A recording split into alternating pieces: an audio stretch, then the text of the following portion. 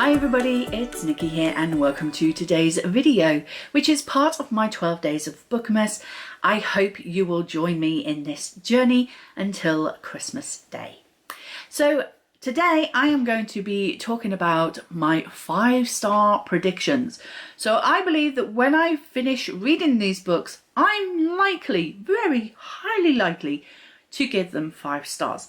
Because going by the synopsis or previous knowledge of the author's work, I thoroughly would enjoy them. So let's start off. I have 5 5-star predictions for you. The first one is a sequel to The Luminaries, and that is The Hunting Moon by Susan Dennard. I absolutely loved The Luminaries. It was so atmospheric, so accidental hero. Our main character, Winnie Wednesday, was such a clumsy hero. She makes mistakes but makes the best of them and just like fumbles her way through. She was just a relatable character, really, and I absolutely loved the world that Susan Dennard built up in this, is it Hemlock Falls, I believe? These people in the town are very cut off from the outside world, and they sort of go into the woods and hunt these creatures that would potentially come out and cause harm. And I absolutely loved The Luminaries, and I cannot wait to get to the sequel. I have been anticipating this for so long, and looking at the back and reading what it says on the back, which I cannot read for you, obviously, because it is a sequel, it's definitely going in a direction that I'm very excited for. I don't know if this is just going to be a duology or if it's going to have a 3rd book in the series, but I am anticipating this one. I'm hoping I may even get this one read sooner rather than later. The next one is one that I've recently purchased because I was first attracted to the author's name, and you'll see why in a moment. But then when I heard the synopsis, I was like, oh, now that sounds interesting. The book I'm talking about is The Kiss of Deception by Mary E. Pearson. I'm a Pearson by marriage, but I'm a Pearson. So of course I was drawn in by Mary E. Pearson, and then I obviously looked at the synopsis and I was just like, yes, sign me up. So let me read you the back. In a society steeped in tradition, Princess Leah's life follows a preordained course. As first daughter, she is expected to have the revered gift of sight, which she doesn't, and to happily marry a prince she has never met, which she won't. On the morning of her wedding, Leah flees to a distant village. She settles into her new life, hopeful, when 2 mysterious and handsome strangers arrive, and unaware that one is the prince she was meant to marry, and the other an assassin sent to kill her. As deceptions swirl, Leah finds herself on the brink of unlocking perilous secrets that may unravel her world, even as she begins falling in love. So this is like a love triangle, but one was the man that she ditched at the altar, and the other one is a man who is sent to kill her. Sign me up! What's not to love about that? I mean, that is everything that I am anticipating. I want good romance. I know it's not really going to be smutty because it is only YA, but I know it's an old one as well. I know other people have read this years ago, I'm sure. But yeah, 2014 it came out, so it's almost 10 years old. But I cannot wait. I bought the trilogy because I need this in my life. So yes, I think I'm gonna absolutely love this book and give it 5 stars. The next one, I think if I don't give this 5 stars, my good friend Tilly might actually disown me, and that is The Way of Kings by Brandon Sanderson. Of course, I don't know why I checked his name. Yeah, my good friend Tilly has been dying to get me to read this book. And she a chonker, like she huge. Normally in the UK, the Way of Kings series, or the Stormlight Archive series, which is what it's called, are broken up into 2 books, but I somehow managed to find a copy where it's all in one big, like, book. This is over 1,000, yeah, 1,118 pages. She a behemoth.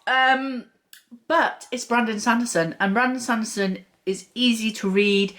I can fly through his books. They're not too difficult to get through. So it's not quite the undertaking that you think it's going to be, but I cannot wait to get to this. And yeah, I love the Mistborn saga, so I cannot wait to start this series. So it says, speak again the ancient oaths, life before death, strength before weakness, journey before destination, and return to mend the shards they once bore. The nights radiant must stand again. Roshar is a world of stone and storms. Its terrifying and frequent tempests have shaped ecology and civilization alike. It has been centuries since the fall of the Knights Radiant, but their shard blades and shard plate remain. Mystical arms and armour that transform men into near-invincible warriors. Men trade kingdoms for shard blades. Wars were fought for them and won by them. And now one such war, fought across the shattered plains, is about to swallow up a soldier, a bright lord, and a young woman scholar. So yes, I think the only thing that's putting me off picking this up sooner rather than later is the fact that I know that there's quite a few books in this series. And as I say, in the UK, each book is broken up into 2 separate bindings.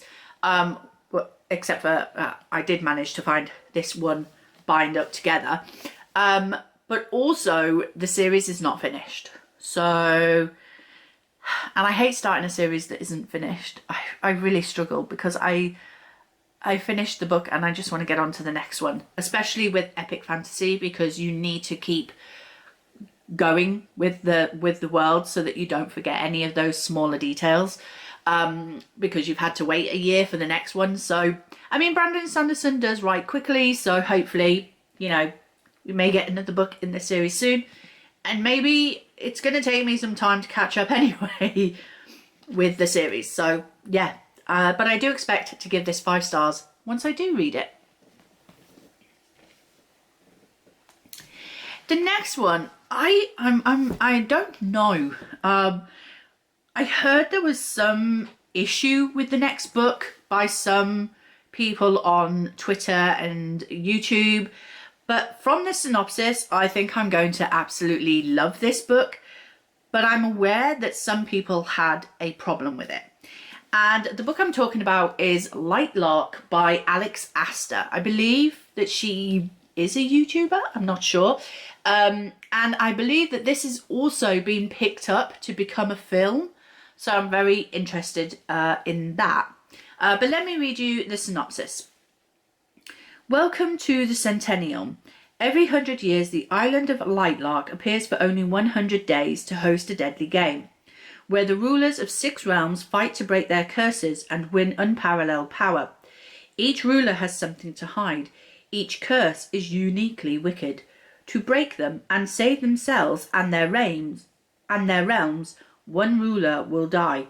To survive, Isla Crown must lie, cheat, betray, even as love complicates everything. So yeah, the island just appears once every 100 years for an epic Hunger Games kind of battle, I'm assuming. So yeah, it sounds so awesome. The cover really pulls me in as well.